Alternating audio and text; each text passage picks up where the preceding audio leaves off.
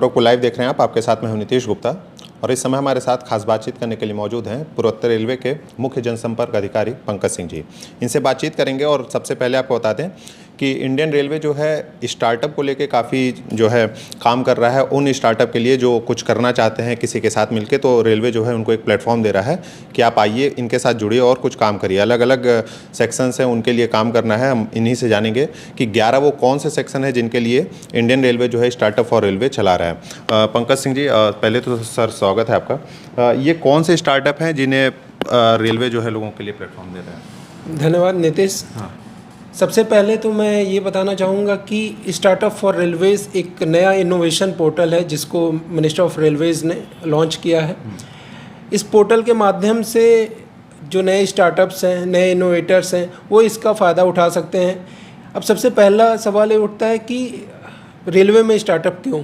तो इसका main objective है कि जो भी अभी टेक्नोलॉजी है वो बहुत तेज़ी से बदल रही है। ऐसे में रेलवे भी चाहती है कि उसके पास नए इनोवेटिव आइडियाज़ के साथ लोग आएँ, नए लोग रेलवे से जुड़ें और जो चीज़ें रेलवे में ऑलरेडी चल रही हैं उसका कोई लो कॉस्ट सोल्यूशन लेकर आएँ रेलवे के पास। तो पहला ये है। दूसरा, एक इनोवेशन का कल्चर जो कंट्री में कहीं ना कहीं पहले ख़त्म हो चुका था, अब धीरे धीरे आगे बढ़ रहा है, तो उसको कंट्री में भी आगे बढ़ाया जाए और रेलवे में भी इनोवेशन का कल्चर डेवलप किया जाए। तो ये बेसिक चीज़ें हैं जिसकी वजह से हम लोग स्टार्टअप ये लेकर आए हैं। अब इसमें पार्टिसिपेट कौन कर सकता है? तो सबसे पहले ऐसे स्टार्टअप जो रजिस्टर्ड हो मिनिस्ट्री ऑफ कॉमर्स के द्वारा। दूसरा, कोई इनोवेटर, इंडिविजुअल इनोवेटर हो सकता है, रिसर्च इंस्टीट्यूट हो सकता है, या एमएसएमई एक्ट के अंतर्गत रजिस्टर्ड कोई एमएसएमई हो सकता है। चौथा, कोई पार्टनरशिप फर्म भी हो सकती है, कंपनी भी हो सकती है, लेकिन उसको जो रेलवे अनुदान दे रहा है इसके तहत वो नहीं मिलेगा। अब अनुदान की बात करें तो रेलवे जो है समान भागीदारी के तौर पे इसमें 1.5 करोड़ रुपए तक का अनुदान उस पर्टिकुलर इनोवेशन के लिए देगा। एंड जो क्रिएटर होगा, जो इनोवेटर होगा, जो प्रोडक्ट बनती है, टेक्नोलॉजी बनती है, उसका IPR यानी कि इंटेलेक्चुअल प्रॉपर्टी राइट उसके साथ रहेगा। तो निश्चित रूप से इससे जुड़कर जो हमारे युवा हैं, उद्यमी हैं, उनको फ़ायदा होने वाला है। सभी से अपील है कि इसमें जुड़ें। अब इसके प्रोसेसेस के बारे में मैं बता देता हूं आपको। ये पूरी प्रक्रिया ऑनलाइन माध्यम से होगी। एक पोर्टल है जिसको लॉन्च किया ऑनरेबल मिनिस्टर ने, www.innovation.indianrailways.gov.in। इस पोर्टल पे जाएंगे तो इससे संबंधित सारी जानकारी है। इसमें 2 स्टेज में प्रोसेस होना है। पहले स्टेज में जब प्रॉब्लम स्टेटमेंट, जैसा कि अभी आप बता रहे थे कि 11 अलग अलग एरियाज़ को चिन्हित किया गया है, उन एरियाज़ को ऑलरेडी इस पोर्टल पे अपलोड कर दिया गया है। वहाँ से आप देख सकते हैं और उसके बाद आप प्रस्ताव भर सकते हैं। तो प्रस्ताव देने की जो तारीख है वो 30 जून से शुरू हो रहा है। 30 दिनों के अंदर जो भी प्रस्ताव इसमें डालना चाहें डाल सकते हैं। उसके बाद फिर जो इसमें से सिलेक्टेड प्रस्ताव होंगे उनको PPT प्रेजेंटेशन के लिए बुलाया जाएगा। प्रेजेंटेशन के बाद जो शॉर्टलिस्ट होते हैं उनको फिर कोई डिवीज़न अलॉट करके एक LOA दिया जाएगा जिस पे वो काम शुरू करेंगे अपने प्रोडक्ट या टेक्नोलॉजी पे। ठीक है। तो ये प्रक्रिया टाइम बाउंड मैनर में होनी है पूरी की पूरी। अब बात कर लेते हैं वो 11 जो अलग अलग एरियाज़ हैं जहाँ पे आप इनोवेशन कर सकते हैं या जहाँ रेलवे ने जिसको सिलेक्ट किया, आइडेंटिफाई किया है। पहला है ब्रोकन रेल डिटेक्शन सिस्टम। इसके अंतर्गत जैसे आप लोगों को पता है विंटर्स में पटरियों की पेट्रोलिंग की जाती है क्योंकि उसके टूटने की संभावना बनी रहती है। आप कोई ऐसी टेक्नोलॉजी लेकर आए जिससे कि उन पटरियों को अगर टूटती हैं तो उसका कोई मैसेज, कोई सिग्नल कंट्रोल रूम के पास चला जाए जिससे कि वो पेट्रोलिंग अवॉइड किया जा सके। तो ऐसी कोई टेक्नोलॉजी लेकर आते हैं। या फिर दूसरा है रेल स्ट्रेस मॉनिटरिंग सिस्टम। जैसे रेल में विंटर्स में लोहे की पटरी है, कॉन्टिन्यूअस रेल होती है, तो उसमें विंटर्स में एंड समर्स में अलग अलग टाइप के स्ट्रेसेस डेवलप होते हैं, लेकिन समय समय पे उसकी डी स्ट्रेसिंग की जाती है। लेकिन अभी ये नहीं पता होता है कि एट ए टाइम क्या स्ट्रेस उसमें है, तो उसकी कोई मॉनिटरिंग सिस्टम कोई लेकर आता है तो उसमें भी स्कोप है। एक है हेडवे इम्प्रूवमेंट सिस्टम। किसी भी लाइन की, स्पेशली ये सबअर्बन सेक्शन के लिए, किसी भी लाइन की अगर कैपेसिटी बढ़ानी है तो ये माना जाता है हेडवे बढ़ा दो। हेडवे का मतलब कि मान लीजिए एक ट्रेन एक प्लेटफॉर्म पे पहुंची, दूसरी ट्रेन कितने देर में उस प्लेटफॉर्म पे पहुंचती है, ये दोनों के बीच का जो टाइम गैप है उसको हेडवे बोलते हैं। स्पेशली सबअर्बन क्षेत्र में ज़्यादा ट्रेन चलानी रहती है तो हेडवे में मेनली या तो आप सिग्नलिंग सिस्टम इम्प्रूव कर लो, तो वो काफ़ी रोबस्ट तरीका है उसको इम्प्रूव करना।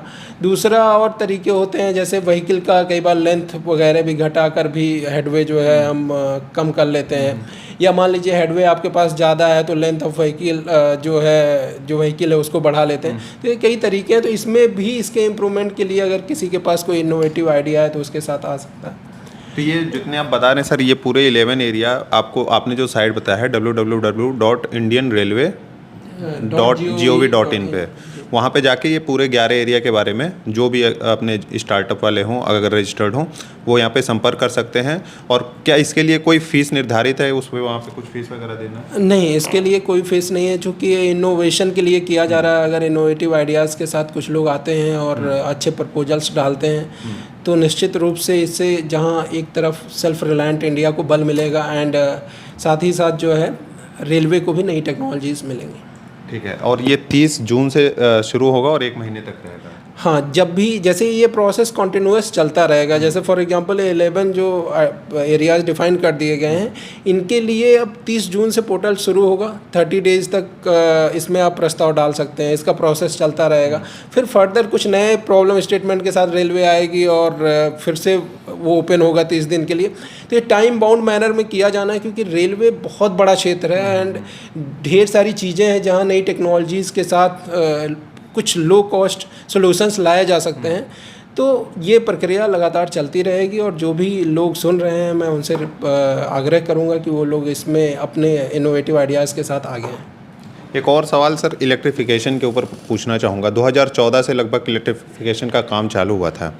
देखा जा रहा है कि एनईआर में खासकर काम बहुत बेहतर हुआ है और ज़्यादातर अब जो ट्रेनें हैं वो डीजल छोड़ के अब इलेक्ट्रिफिकेशन यानी जब इलेक्ट्रीफाइड हो गई तो उस पर चल रही हैं। पूरा काम 100% कब तक चालू हो जाएगा? जनता मतलब टाइमिंग तो जाहिर सी बात है बहुत सारी बच रही हैं, और ये जनता को राहत कब से मिलेगी, मतलब 100% कब हो जाएगा काम? पूर्वोत्तर रेलवे में इलेक्ट्रिफिकेशन का काम 87% से ज़्यादा हो चुका है। अभी सभी मुख्य मार्ग जो हैं इलेक्ट्रीफाइड हो गए हैं। इस फाइनेंशियल ईयर के एंड तक पूर्वोत्तर रेलवे पूरी तरह से इलेक्ट्रीफाइड हो जाएगा, इसका लक्ष्य निर्धारित किया गया है।